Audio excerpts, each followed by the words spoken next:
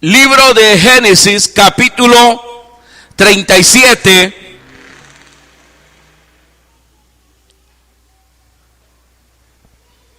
Leemos del verso 26 en adelante.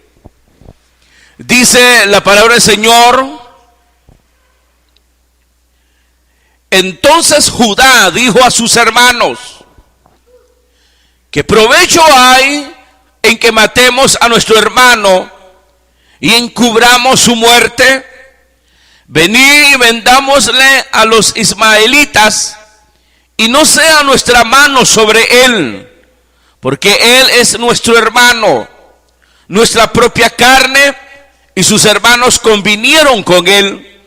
Y cuando pasaban los madianitas mercaderes, sacaron ellos a José de la cisterna y le trajeron arriba y le vendieron a los ismaelitas por 20 piezas de plata. Y llevaron a José a Egipto. Después Rubén volvió a la cisterna y no halló a José dentro, y rasgó sus vestidos.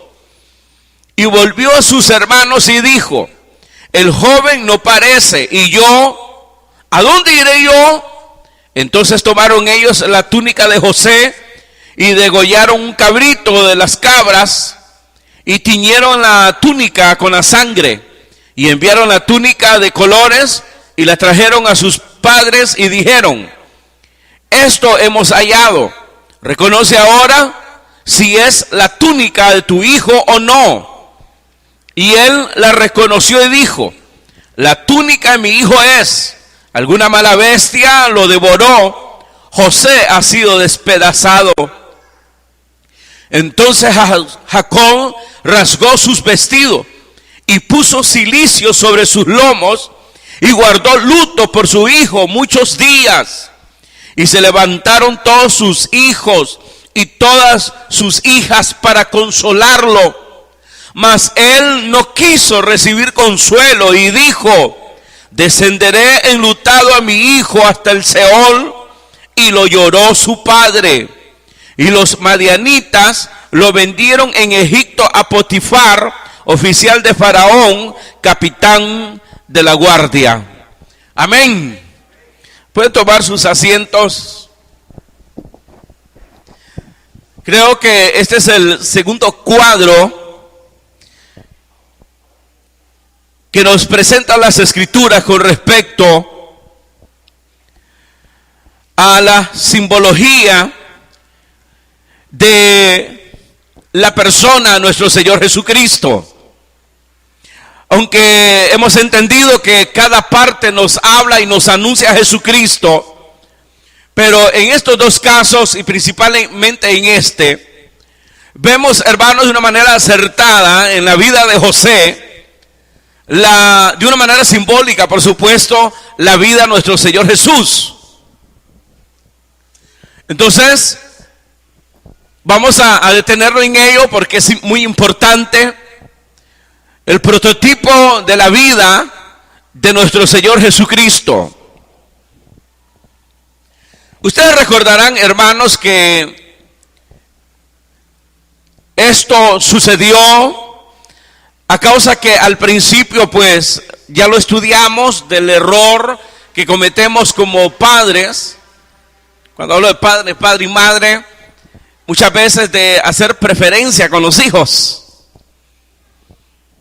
Fue uno de los detalles que hizo que los hermanos de José lo aborrecieran. Otro detalle fue que el muchacho, hermanos, debido a su juventud, pues llegó a ufanar de las revelaciones que Dios le estaba dando. Acuérdense que José, hermanos, cuando tuvo aquellos sueños que Dios le dio, en primer lugar, aquellos manojos, ¿se acuerdan? Que se inclinaban delante del manojo de él, luego el sol y la luna y 2 estrellas inclinándose, hermanos, hacia él. Entonces, aunque está bien pues que haya hablado de esas revelaciones, el sentido está como lo hizo. Yo en esto siempre me trae a la memoria los músicos. Qué difícil con los músicos. Muy difícil, hermanos. Realmente el don que tienen ellos, talento que tienen, es maravilloso. ¿Quién no quisiera tener esos talentos de sacar música o tener la voz? Sin embargo, lamentablemente son muy difíciles de poderlos ministrar. Hay mucha vanagloria en ellos, hay mucha rebeldía. Y digo esto, hermano, bueno, estoy señalando aquí, estoy hablando en general los músicos. Entonces, eso es lo que pasó con José, que precisamente él, hermanos, se ufanó de lo que Dios le dio y lo que él iba a hacer en el futuro. Entonces, esta cosa contribuyó más a que sus hermanos le aborrecieran. Ahora, había otro detalle que ni el tata ni él tenían la culpa, como fue, hermanos, de que él vino a administrar los bienes de su padre, pero ahí ya fueron pues características, virtudes que mostró José con respecto a administrar bienes. Si usted mira la historia de él, por ejemplo, aquí se habla de que fue vendido a este hombre llamado Potifar. Cuando descubre ese talento que había en José, inmediatamente lo pone sobre sus bienes. Luego, cuando es llevado a la cárcel, el carcelero también lo pone ahí. Y cuando es llevado ante Faraón, pues Faraón, hermano, lo pone como administrador de todos los bienes de Egipto. Pero sin embargo, pues con aquellas dos cosas, pues bastó, hermanos, para que sus hermanos llegaran a aborrecer a tal manera que conspiraron contra su vida. Ya en los versículos 20 al 22 está la conspiración. Ahí intercede este hombre llamado Rubén. Para Rubén pues no estaba bien matar a José. Sugirió para librarlo de la muerte pues que lo dejaran ahí en una cisterna. Los pozos que se usaban, se sacaba el agua, inmediatamente se secaba. Entonces ahí pues sugirió que lo dejaran ahí. Él también aborrecía a José, pero sí lo que no quería es que se derramase sangre. Pero al fin y al cabo le aborrecía. Ahora llegamos, hermanos, al punto donde se toma la decisión. No de matarlo, sino de venderlo. Y que de una manera simbólica, hermanos, precisamente lo matan delante del padre. Porque al padre le llevan la noticia que su hijo había muerto, devorado por una fiera. Entonces, en esto, hermanos, es donde viene la semejanza de lo que aconteció con nuestro Señor Jesucristo. Es increíble, hermanos, como Judá, en el verso 26 y 27, si usted lee bien, qué parecida la intervención de Judá con Caifás, cuando se estaba sentenciando a Jesucristo a muerte. A mí me impactó eso porque lo estaba leyendo, inmediatamente me recordó las palabras de Caifás. Ya lo vamos a leer, pero lo importante aquí, hermanos, que la semejanza de José con la vida de Jesús, más que todo, esto es un cuadro profético. Miren, hermano, no es a última hora de que Dios sacó como arte de magia una solución para la vida de los hombres, que puso a Adán y le falló a Adán, y entonces como este tipo vino a arruinar todas las cosas, pero le dio oportunidad y comenzar con las dispensaciones a tratar con el hombre de qué manera salvarlo. Le hacía esto, le daba ley, le dio reyes, le levantó profetas, y como que vemos a un Dios envuelto en un problema de querer salvar al hombre, pero no. Dice la Escritura que Jesús fue destinado desde antes de la fundación del mundo. Es decir, ya había un plan, ya había un propósito. En el cielo se trazó el proyecto de salvar a la humanidad sin estos haber sido creados. Entonces, lo que trata la Escritura es venir dándonos destellos, hablándonos de Cristo. Por eso dice el escritor que los profetas escribían, pero no entendían. No entendían, pero lo escribían. Por ejemplo, como esto sucedió como el Aquel hombre que encontró a Esteban leyendo las escrituras, el eunuco, dice, no entiendo, cuando Isaías hablaba de la muerte de Cristo también, Isaías 53. Entonces yo no entiendo si habla del mismo, dice, o habla de otro, o de algún profeta. Y ahí estuvo la oportunidad en Esteban, no sé si Esteban, de, hermanos, hablarle de la salvación de Jesucristo. Entonces vamos a entrar a los detalles. En la semejanza está aborrecido por sus hermanos.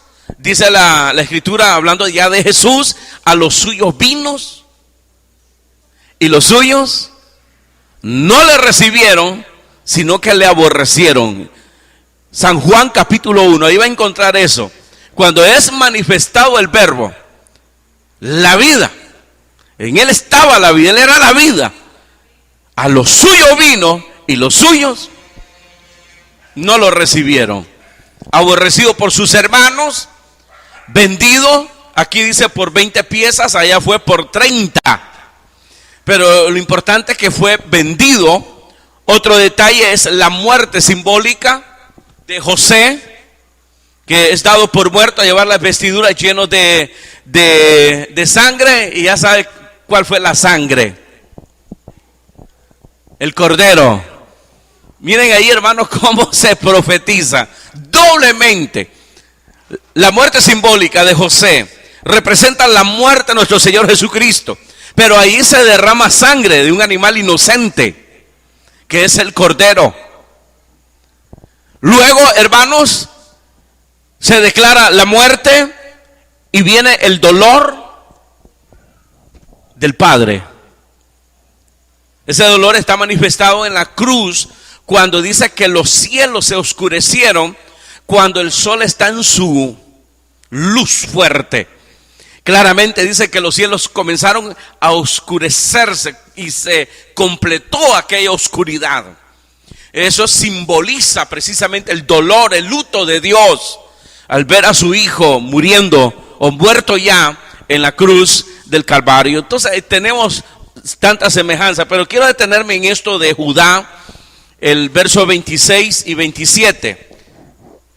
Entonces Judá dijo a sus hermanos: ¿qué provecho hay en que matemos a nuestro hermano y encubramos su muerte? Venid y vendámoslo a los ismaelitas, y no sea nuestra mano sobre él, porque él es nuestro hermano, nuestra propia carne. Y sus hermanos convinieron con él. Yo me sorprendí cuando leí esto, porque inmediatamente recordé las palabras de Caifás.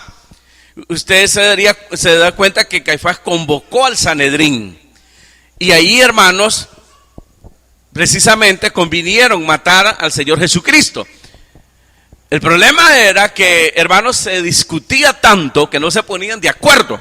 Entonces Caifás se levantó enojado y dijo estas palabras, de la cual Juan dice que profetizó Caifás sobre la muerte de Cristo, y profetizó de esta manera: es mejor que muera que un hombre por toda la nación, y no que muera toda la nación por un hombre.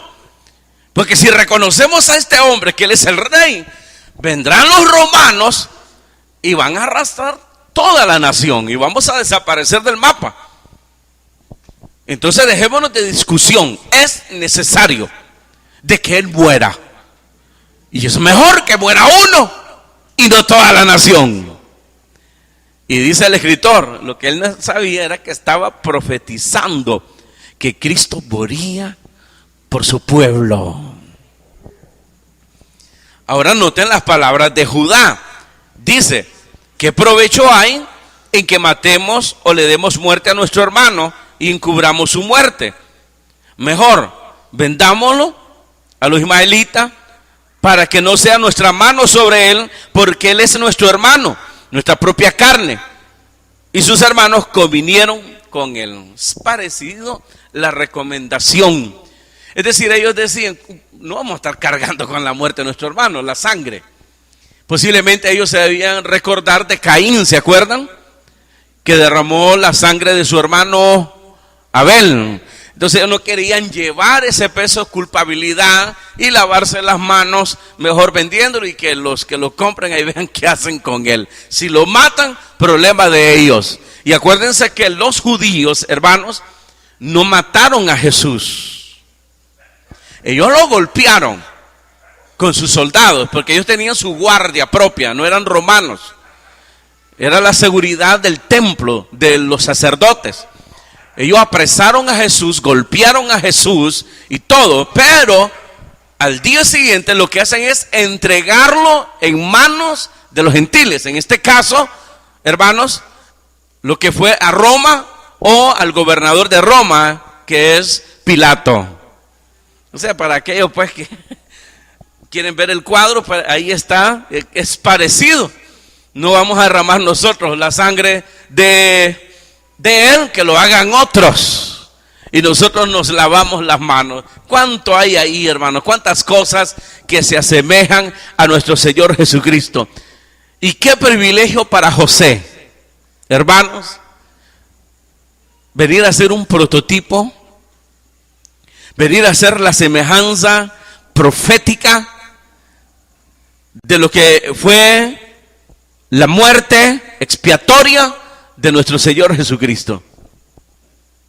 Y me quiero detener en esto porque a veces nosotros no nos percatamos lo que Dios quiere hacer de nuestras vidas, lo que Dios tiene preparado para cada uno de nosotros.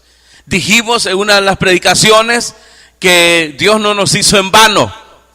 Nuestra presencia en la tierra tiene propósito, mayormente lo que hemos creído en el Señor Jesucristo. Tenemos un propósito grande. Dios tiene algo diseñado para nosotros. Y todo está de que todos, hermanos, busquemos esa relación con Dios, nos perfeccionemos con Él. Y ahí vamos a ir descubriendo ese propósito que Él tiene. Pero sí quiere llevarte a una posición grande, como fue llevada ya en la realidad José, que vino a ser el segundo hombre más poderoso de la tierra. Faraón le entregó el anillo. Todos miraban a José como al faraón. Ahí el único que lo podía poner quieto era Faraón. Pero todo lo contrario, sabemos que José puso quieto a Faraón. Faraón estaba aturdido por los sueños. Él no tenía la respuesta, ni sus oficiales, ni sus brujos, ni sus ministros, sacerdotes, no tenían la respuesta para poder enfrentar, hermano, algo que venía grande y desastroso para Egipto. Hasta que Daniel fue levantado por Dios y a través de revelaciones, entonces, hermano, le hizo ver lo que iba a pasar. Vienen 7 años de ¿qué? De prosperidad. Pero al finalizar esos 7 años de prosperidad, entonces, aflíjense, porque vienen 7 años de sequía. Entonces, ¿qué? Vamos a hacer como el camello, a torsionarnos todo el alimento para poder, hermanos, enfrentar los 7 años que venían de calamidad. No. Entonces yo no tenía ni idea. Entonces vino José como buen administrador. Era, hermanos, un tipo que había mostrado ese don, ese talento. Y ahí podemos ver una vez más que la designación de Jacob de poner a José, el menor de todos sus hermanos, de ponerlo sobre los bienes, no fue, hermanos, una preferencia, sino más que todo, hermanos, lo que estaba demostrando este muchacho. Ahora que se vio así, por causa que sí hizo preferencia en elección. No pudo ver a todos sus hijos, hermanos, iguales, sino que marcó esa gran diferencia y lamentablemente se acabó, hermano, o se terminó, o se llegó a esta tragedia. Qué malo es, hermanos, hacer acepción de personas. Le hacemos un gran daño a ellos. Y nosotros nos acarreamos un gran dolor también. Cada cabeza es un mundo. Los hijos tienen su propio carácter, su manera de ver las cosas. Cada uno tiene sus propias virtudes y lo que uno tiene que hacer es ir descubriendo esas virtudes en ellos. Pero comenzamos a hacer acepción, comenzamos a compararlos. Mirá, bueno, sos como tu hermano, seguí el ejemplo de tu hermano y lo avergüenza. Y lo comienza precisamente a desboronar. Y miren lo que sucedió. No es bueno. Esto quiere decir que no es aprobado por Dios tampoco. Pero volviendo al caso aquí, hermanos, de Judá, de la comparación pues de la decisión, cómo profetizó Caifás, pero hay otro detalle. Cuando en los tiempos de Jesucristo, la tribu que dominaba fue precisamente la tribu de Judá. De ahí la relación de llamarles judíos. Sí estaban los otros de Rubén, de los patriarcas, pero los que predominaron, hermanos, fueron los judíos. ¿Y qué más ahí para ver la semejanza de que Jesús viene a los suyos, a los judíos? A los suyos. Acuérdense que de la línea de los 12, el cuarto, que es precisamente Judá, nace el Hijo de Dios. Donde usted quiera ver el cuadro, está bien marcado este suceso, que profetiza, hermanos, precisamente los acontecimientos con respecto a Cristo en el Nuevo Testamento. Pasemos a otro detalle. Verso 27. Venid y vendámosle a los ismaelitas, y no sea nuestra mano sobre él, porque él es nuestro hermano, nuestra propia carne, y sus hermanos convinieron con él. Y cuando pasaban los madianitas, mercaderes, sacaron ellos a José de la cisterna y la trajeron arriba, y lo trajeron, sí, y le trajeron arriba, lo vendieron a los ismaelitas por 20 piezas de plata. Y llevaron a José a Egipto. Entonces ahí tenemos otro cuadro que es hermanos que venden a sus hermanos. Usted sabe que Jesús fue entregado a través de ¿qué? De una venta. Yo me acuerdo que una vez yo les pregunté a ustedes si tuvo razón Judas de vender a Jesús. Si tuvo razón de lo que hizo. Y yo se lo vuelvo a preguntar ahora. ¿Tuvo razón Judas de haber vendido al Señor Jesucristo? ¿Sí o no?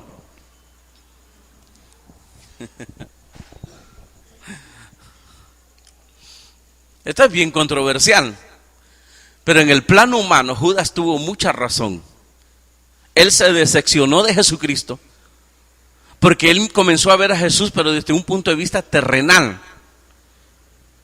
Claro, al principio él fue impactado igual que los demás, de un reino, de tesoros de los cielos, de un reino eterno, todo eso. Entonces él ya se imaginaba una posición grande y con vestiduras reales. Pero el problema está que nunca sucedió eso. Y lo tremendo fue como que para él Jesús tomó otro giro. Y el derrame, la gota, ¿cómo que dicen? El acabose del asunto fue cuando estaban comiendo en un lugar y una mujer con un perfume carísimo. Eso los iba a sacar de deuda, los iba a sacar de la pobreza, era una buena entrada. Pero ¿qué pasó? Viene que Jesús permite que aquella mujer derrame ese perfume, lo eche a perder. Y entonces él dijo ahí, pero ¿cómo es posible que se permita esto? Entonces su mente comenzó a volar, con este tipo yo no voy a llegar a ningún lado. Habla de un reino, le ponen el mundo en sus manos, le ponen el tesoro en sus manos y lo echa a perder. Con esto no voy a ningún lado.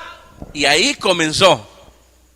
Bueno, ¿cuántos años anduvo Judas con Jesús? ¿1 año? 2 años? ¿2 años y medio? Bueno, pero ¿cuánto perdió Judas ahí por andar siguiendo a Jesús? ¿Ah? Más de 2 años y medio. Entonces, por lo menos recuperar esa pérdida. Entonces, la gran idea de ir donde el sumo sacerdote y decirle: miren, yo les entrego al Señor en plato servido. ¿Cuánto me van a pagar? Porque yo tengo que recuperar esos años que perdí con Él.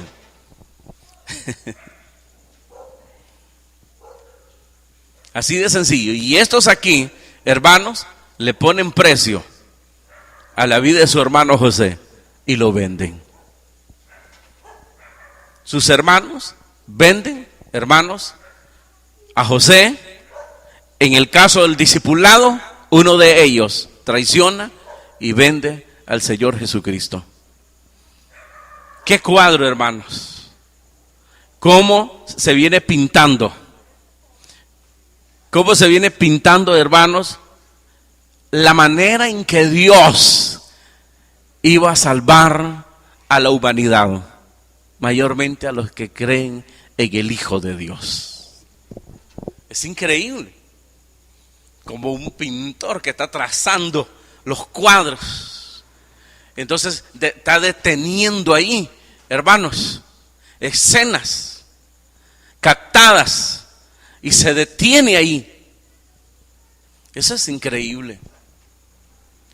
Verso 31, 32. Entonces tomaron ellos la túnica de José. Bueno, esto fue por lo de Rubén, verso 29. Después Rubén volvió a la cisterna y no halló a José dentro y rasgó su vestido. Volvió a sus hermanos y dijo: el joven no parece. Y yo, ¿a dónde iré yo? Entonces tomaron ellos la túnica de José, degollaron un cabrito de las cabras y tiñeron la túnica con la sangre. Y enviaron la túnica de colores y la trajeron a su padre y dijeron: esto hemos hallado, reconoce ahora si es la túnica de tu hijo o no. Y él la reconoció y dijo: la túnica de mi hijo es. Alguna mala bestia lo devoró, José ha sido despedazado. Ahí está, hermanos, la muerte simbólica, tanto en José, porque es mentira, no fue devorado, sino que fue vendido. Pero también tenemos aquí simbólicamente, de una manera profética, la muerte de nuestro Señor Jesucristo. ¿En base a qué? Al derramamiento de la sangre de un inocente, el Cordero. Esto es parecido, hermano, a lo de la serpiente. ¿Se acuerdan cuando hablamos de la serpiente? Que se traga de que podía hablar, pero a la hora que viene la sentencia, la condena, hermano, y Dios dice: y a ti, a la serpiente, la maldijo, y de aquí dice: andarás arrastrado toda tu vida. Y aquí cuando ella quiere hablar, se le fue el tipo, que fue Satanás precisamente. Y yo solo me puedo imaginar, hermano, aquel queriendo preguntar: ¿por qué a mí me están condenando? No hizo nada. Y muchos dicen: ¿pero por qué? ¿Qué culpa tuvo la serpiente? Y eso es un, hermano, dijimos de que es un precedente que Dios dejaba, de que nadie se puede justificar delante de Dios. ¿Por qué es que usted no puede creer, hermano? No hay justificación. Nadie podrá llegar delante de Dios diciéndole: Señor, yo quise, pero la pinta que tenía por delante de muchos que te siguieron, me decepcionaron mucho. Entonces yo me alejé. Y si crees que el Padre te va a aplaudir por eso, lo siento mucho, no te va a aplaudir. No hay justificación. Traigo esto a memoria por esto, de que aquellos vienen para manchar el vestido y para hacer parecer que murió José, derraman la sangre de un inocente, que es el Cordero. Lo degollan y la sangre ahí en los vestidos. Luego es llevado la ropa de José al padre. El padre reconoce la ropa: sí, es de mi hijo José, ha sido despedazado por un animal. Ahí se declara la muerte precisamente de José, pero proféticamente la de nuestro Señor Jesucristo. Esa sangre inocente que se derramó para salvarnos a nosotros. Porque la Escritura dice que no se halló en Jesús, en sus labios, mentira. Siempre hubo verdad en él. Y sus mismos verdugos reconocieron, hermanos, que realmente Jesús era inocente. Aún Pilato, cuando lo entrevistó, conoció, dice ahí el escritor, de que lo estaban entregando por celos. Por celos. Los celos ciegan la mente del hombre y el corazón. Entonces lo quiso liberar. Y les dijo, yo no he hallado ninguna en este hombre. No lo voy a matar solo por su religión, dice. Lo voy a castigar, porque dicen que ha armado alboroto. Pero matarlo no se puede, porque no es digno de muerte. Inocente, pero culpable al fin y al cabo, y lo mataron. Y eso fue lo que sucedió aquí precisamente. Porque aún José era inocente, porque él no tuvo la culpa que sus padres hayan cometido el error de hacer preferencia en ellos. Acuérdense que era un muchacho, él era el menor. La culpabilidad es de los padres. Quiera Dios que nosotros no cometamos ese error. Yo les puse el ejemplo de ese cantante de aquí, cuando le preguntaron que cuál era su canción preferida, de sus canciones. Y él se puso a reír y dice, todas son mis preferidas, porque mis canciones son como mis hijos, dice. Y yo no puedo hacer acepción ahí, sino que yo los amo a todos y todos son mis predilectos. ¿Así son sus hijos para usted?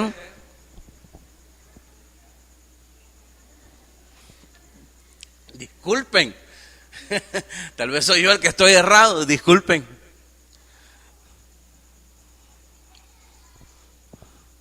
Ese silencio dice mucho.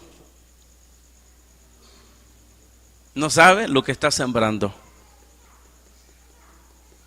No sabe el dolor que usted está causando sobre gente inocente que son sus hijos, porque ellos no tienen culpa de nada. ¿Están de acuerdo? Aunque no lo estén. Y el último detalle para que les vaya bien, verso 33,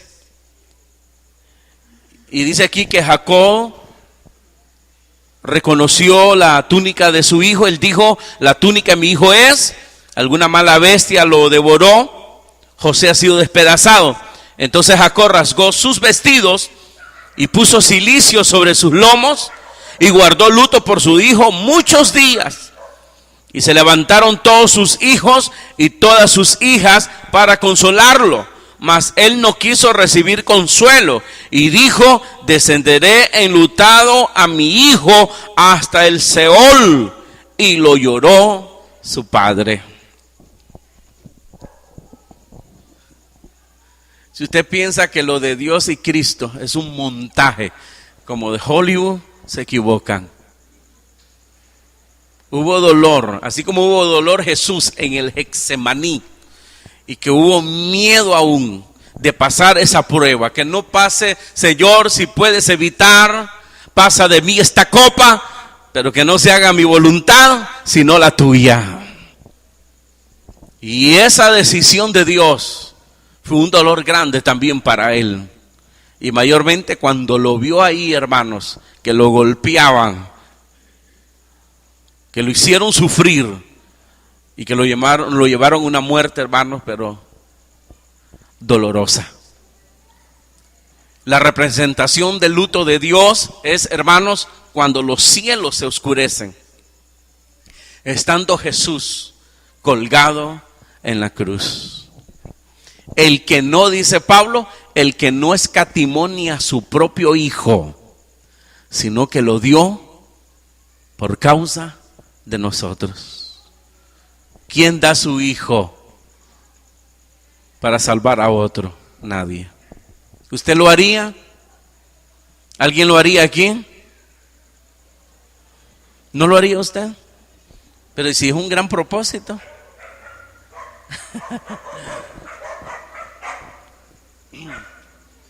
Tal vez una diaconisa ayuda al niño aquí, por favor. Una diaconisa, rápido.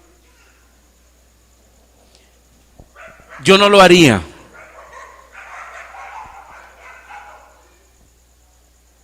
Yo no lo haría. Ahora aquí adelante. Yo no lo haría. ¿Me están escuchando? No lo haría. Dios lo hizo. ¿Por qué causa? Porque nos amó. Porque de tal manera amó Dios al mundo, que ha dado a su Hijo unigénito, para que todo aquel que en Él crea no se pierda, mas tenga la vida eterna. Y el mismo que escribió el Evangelio dice en su primera carta: en esto se mostró el amor de Dios, en que siendo nosotros pecadores, en otras palabras, enemigos, malos, perversos, Cristo murió por nosotros. Esta muerte simbólica de José le salvó a ellos años después. Acuérdense cuando ya todos tuvieron, cuando ellos llegaron a Egipto huyendo de una sequía, ya eran un pueblo grande, eran patriarcas, ya eran príncipes. Y llegaron porque necesitaban comida. Y José era el gobernador de Egipto y los reconoció. Y cuando ya, hermanos, se descubre delante de ellos, aquellos tuvieron miedo. Este tipo no nos va a perdonar. Mira, Rubén, hoy sí nos llevó Judá con este. Ellos creyeron que los iba a matar a todos. Y el único que se iba a salvar era el tiernito aquel que ya había crecido, Benjamín.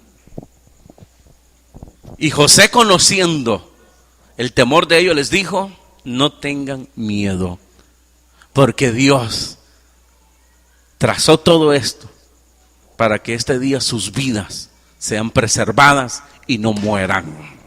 Entonces usted puede ver algo simbólico, una salvación simbólica en este sacrificio, en esta venta de José, para salvar la familia de Jacob, porque de otra forma hubiesen muerto todos en el desierto de hambre, porque la sequía, eran 7 años de sequía, y lo únicos que sabían de una prosperidad de 7 años antes de la sequía eran los egipcios.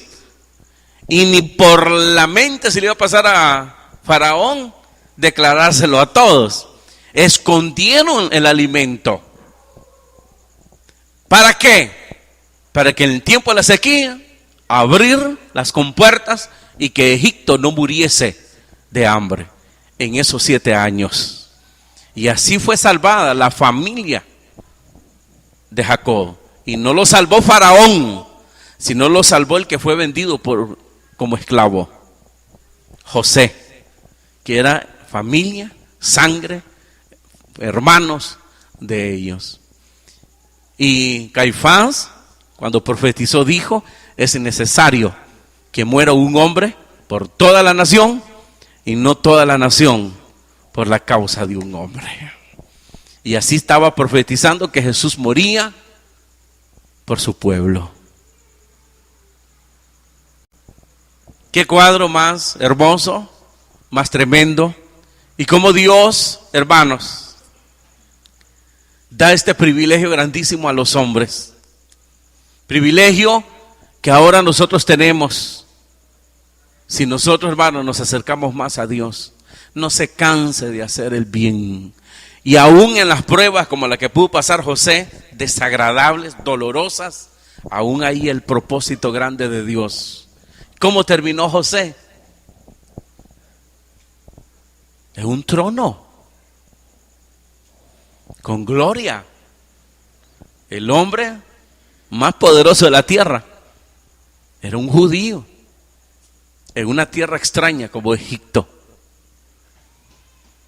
Eso es increíble. Miren, hermano, pueden oponerse, pueden atacar, puede haber persecución, pero lo que Dios trazó, el plan de Dios, nadie lo puede ni detener ni cambiar. O cambiar ni detener. Mejor es decirle: Señor, yo quiero entrar en tus propósitos. Y se va a dar cuenta que Dios ya lo tenía a usted desde antes de la fundación del mundo. Dios ya lo tenía dentro de su plan. Lamentablemente tardamos por llegar. Unos llegan jóvenes, otros llegan viejos a los pies de Cristo. Pero aún los jóvenes se han tardado. Yo llegué a los 18 años. Y aún en ese momento yo sentí que mucho había pasado. ¿Cuánto vas a tardar? Y entre más pronto te acerques a Dios y le des tu corazón a Cristo, mucho mejor todavía. Porque vas a tener fuerzas para dárselas a Dios. Es que eso es un cambio patrón, es un cambio patrón. Pero ¿por qué no quererte deshacer del patrón que te tiene sumido en tinieblas, en dolor? Cuando este nuevo patrón paga bien. Es mejor. Amén y amén. Vamos a orar. Cierre sus ojos y dígale: Señor, gracias. Gracias. Lo que nos enseña aquí, en conclusión, es el control que Dios tiene con la historia de este mundo. Porque esta muerte profética de nuestro Señor Jesucristo sucedieron increíblemente 400 años antes. Entonces estamos hablando de que pasaron 4, 5 siglos. 100 años, 200 años, 300 años, 400 años.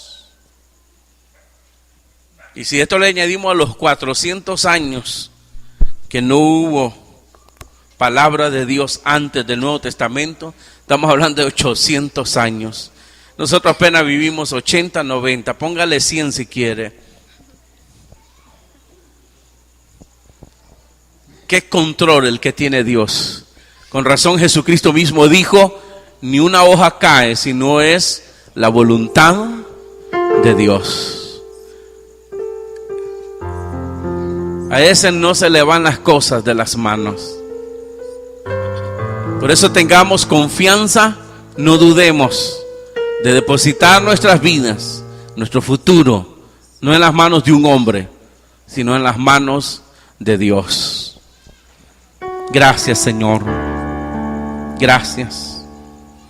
A ti es que se te fueron las cosas de las manos. Todos los tenías seguro y de repente se te fue de la mano. Pero no a Dios. Dios tiene un control. Y las cosas que muchas veces nos suceden y traen dolor, aún esas cosas Dios hace que sucedan para bien. Vamos a orar y lo que resta es, como dice el Señor, fortaleceos en el Señor. Levante sus manos y descanse en el poder de Dios. Descanse en su voluntad, en su sabiduría. Y lo que resta es que cada día nos mejoremos para su gloria y que no nos cansemos de hacer el bien, de llevar su palabra, su nombre a todas las naciones. Y sea parte usted de esto. Padre que estás en los cielos, muchas gracias. Gracias, Señor, por hacernos participantes a nosotros, hombres, que no merecemos, Señor, ser instrumentos, pero a ti te plació. Guste o no le guste al hombre, al mundo y al diablo, a ti te plació. Es parte de tu dignidad, de tu bondad, de tu misericordia. Nos ha amado tanto que das privilegio a los hombres. Con mucha razón, tu siervo David, el rey David, dijo estas palabras: Señor, ¿qué es el hombre para que tú te fijes en él? Le hiciste poco menor que a los ángeles, pero lo coronaste de gloria. Bendita voluntad tuya, Padre. Respire profundo, fortalézcase en Dios. Torre fuerte es nuestro Dios.